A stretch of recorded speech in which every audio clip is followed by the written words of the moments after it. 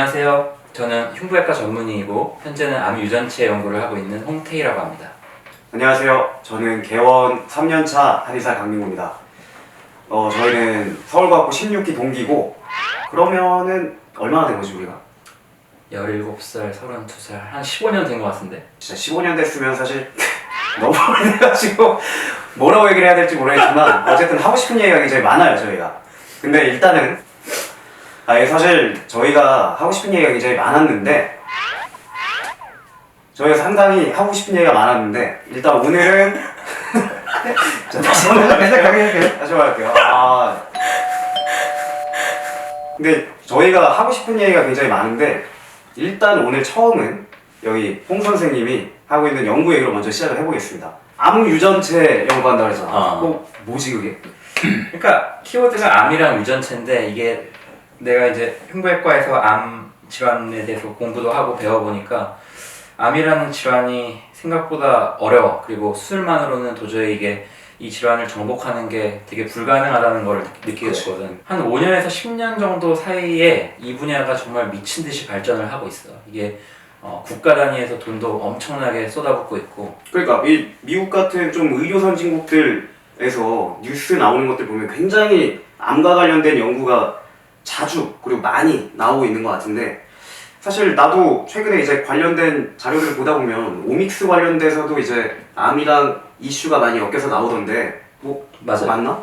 이 암세포라는 게 항상 예측을 벗어나고, 우리가 뭔가 이거를 치료해 보려고 하면 얘가 또 이 방향을 틀어서 딴 데로 가버리고, 이 암세포에서 한번 생각을 해보면 우리가 세포 안에는 세포의 행동이나 기능을 결정하는 유전 정보라는 게 있거든. 그렇죠.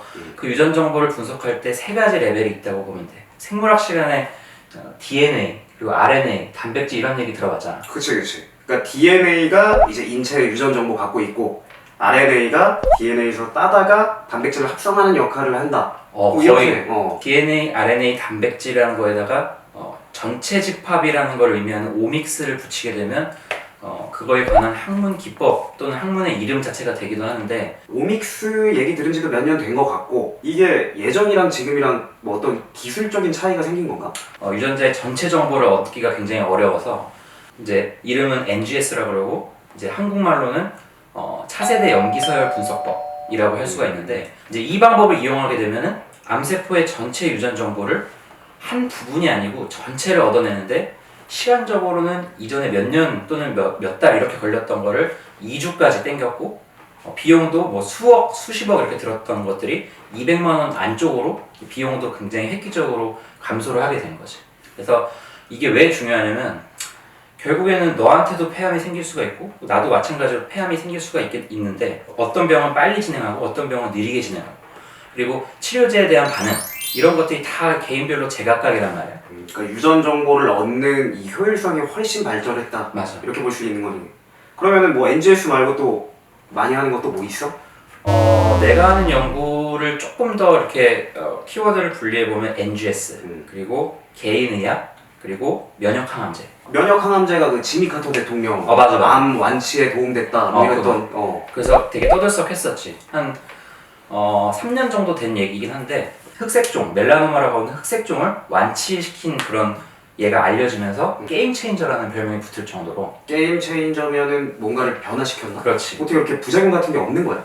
그게 이제 면역항암제가 갖는 장점 중에 하나가 머리가 확 빠진다든지, 그치. 아니면 뭐 정말 심한 부액국토 때문에 전혀 뭐 먹지를 못해서 영양이 상당히 결핍된다든지, 또는 이제 심하게 보면은 여러 가지 감염에 취약해지고 골수 기능이 떨어지니까 그런 폐혈증 상태까지 진행되는 이런 치명적인 단점들이 있었는데, 면역항암제 같은 경우에는 그런 단점들이 조금 상대적으로 상당히 덜하다는 게 알려져 있거든. 굉장히 장점이 많은 치료제네. 그럼 이제 그런 종류의 치료 효과를 나타내는데, 면역항암제가 갖고 있는 뭐 어떻게 치료의 기전? 메커니즘? 어떤 외부에서 이제 박테리아나 바이러스 또는 이물질 같은 게 침입을 했을 때 그거를 잡아먹는 면역세포, 이제 T세포라고 하는 거지. T룡프라고 하지. 그래서 암세포도 마찬가지로 우리 면역세포가 발견해서 얘를 죽이면은 사실 암이 생길 이유가 없거든.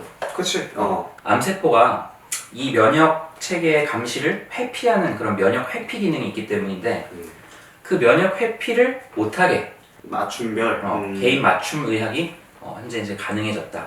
근데 나도 이제 진료를 하다 보면 뭐 암을 치료했었거나 아니면 현재 암 치료를 받고 있거나 이런 환자들도 내가 종종 보게 되는데 그치. 사실 그런 부분이 이제 암 환자들의 삶의 질 관리와 관련된 거잖아. 그렇지. 그런 부분에 대해서도 요즘 이제 내가 여태까지 배워왔던 의학은 암 환자의 삶의 질보다는 삶의 양적인 측면에 좀 더 집중을 했었던 것 같아. 나 같은 경우는 1차 의료기관이니까 그런 환자들이 뭐 암 치료 받았던 환자들도 있고 단순히 암과 관련된 다른 증상으로도 굉장히 호소하는 맞아. 걸 많이 봤잖아. 맞아. 예를 들어서 장성 통증, 뭐 정말 항암제 치료를 내가 직접 하는 의사는 아니지만 항암 치료를 견디고 있는 환자들을 가끔 볼 기회가 있는데 그럴 때 정말 아무것도 못 먹을 정도로 심한 구역구토 그리고 우울감 이런 것들이 정말 삶의 질을 악화시키고 있는 것 같더라고.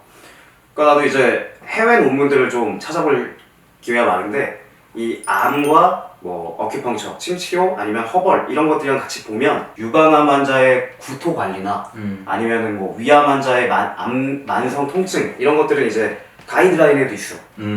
B등급 내지는 C등급 이런 식으로 이제 B까지 갔어 그게? B. 그러니까 B면은 B까지. 꽤 해볼 만하다는. 그렇지, B면은 고려할 만하다 뭐 이렇게 얘기하는 어. 거라서 유방암 환자들 가장 많이 나타나는 게 상열감이나 안면 홍조. 그러니까 이제 얼굴 위로 열이 뜨고 이거는 안 잡히는 거야. 그래서 그치. 치료를 해도 기존의 치료법으로 크게 안 잡히니까 이것저것 막 해보는데 침 나봤더니 열감이 좀 줄었네? 한약 먹었더니 좀 안면 홍조가 줄었네? 아 중요하지. 강황 같은 경우는 카레. 카레의 주 원료 중에 하나가 이제 강황인데. 커큐민 그런 그렇지, 거 그렇지. 강황의 주성분이 커큐민인데 그러니까 임상시험도 이제 RCT, RCT 수준에서 많이 이루어지는데 그런 것들을 보면은 뭐 어떤 기전을 이용해서 암세포가 활성화되는 걸 막았다. 뭐 아니면 환자들에게 이렇게 줬더니 이런 증상들이 개선이 됐다. 이제 이런 정도의 수준의 논문들이 계속 발표가 되고 있는데 파라셀수스 알아?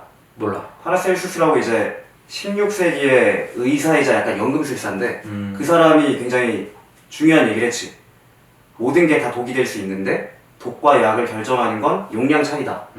그러니까 이제 사람들이 안에 좋다라고 하니까 뭐 환기라든지 무차별적으로 강황이라든지 이런 것들을 본인들이 그냥 너무 무분별하게 복용을 하시고 섭취를 하시고 암에 좋겠지라고 생각을 하시는데 약이라고 할지라도 내가 용법에 안 맞거나 용량이 맞지 않으면 그게 독으로 작용을 할 수가 있기 때문에 이런 이제 진료를 받은 이후에 섭취를 하고 복용을 하시는 게 훨씬 안전하다. 어쨌든 나는 이제 크게 발전하는 이런 암의학 분야에서 내가 한 역할을 할 수 있다는 게 되게 감사하고 또 내가 잘 해볼 수 있는 그런 좋은 기회인 것 같아. 암 환자들을 관리할 때 내가 한의사로서 좀 역할을 할 수 있는 부분이 있겠다라는 거를 나도 느껴서 오늘 우리 이제 처음 얘기해보는 거지만 좀 뜻깊은 그리고 또 앞으로 서로 보완해 가면서 환자의 삶의 양과 질을 다 개선시킬 수 있는 그런 의사와 한의사가 되는 것을 당차게 밝히면서 오늘 너무 힘든데 술 한잔 때? 소맥 차이야. 맛있다.